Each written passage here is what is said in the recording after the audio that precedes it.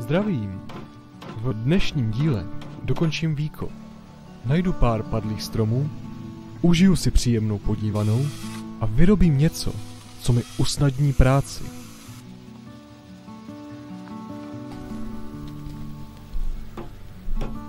Jak jsem ti řekl na začátku, tenhle den jsem dokončil výkop stolu. Konečně si budu moct dát věci i doprostřed, ale hlavně si budu moct doprostřed stoupnout, když bude potřeba.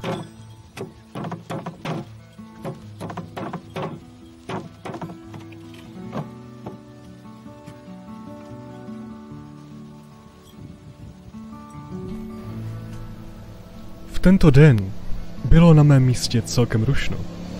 Pár chlapů na čtyřkolkách si jelo provětrat hlavu.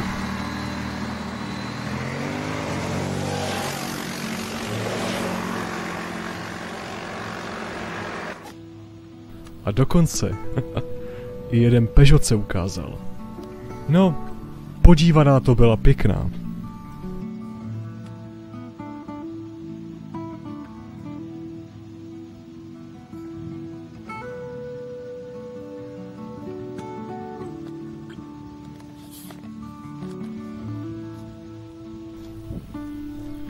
Ale zpátky k hlavní věci, kterou jsem začal tvořit. Abych si ulehčil práci, rozhodl jsem se, že si vytvořím žebřík.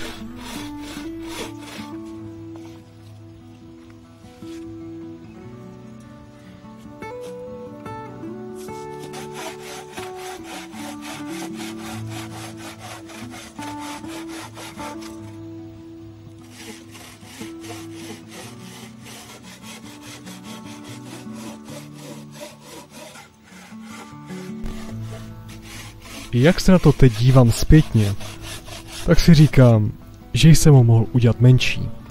No což.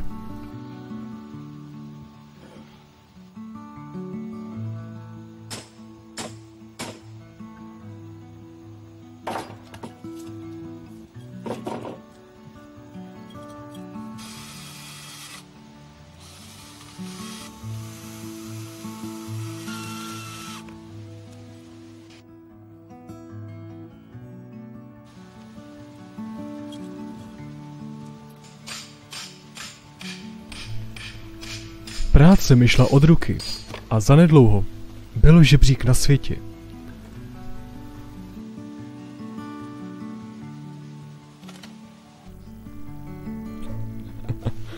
Sice jsem pak musel dorovnávat příčky, ale víš co, i mistr tesař se někdy utne.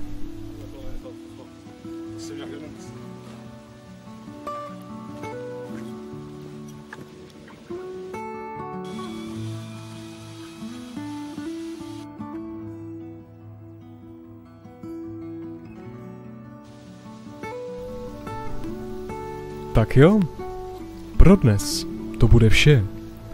Doufám, že se ti videa líbí a že si dal odběr Michalovi. A jestli ne, tak to prosím tě naprav. Ten chlap si to zaslouží.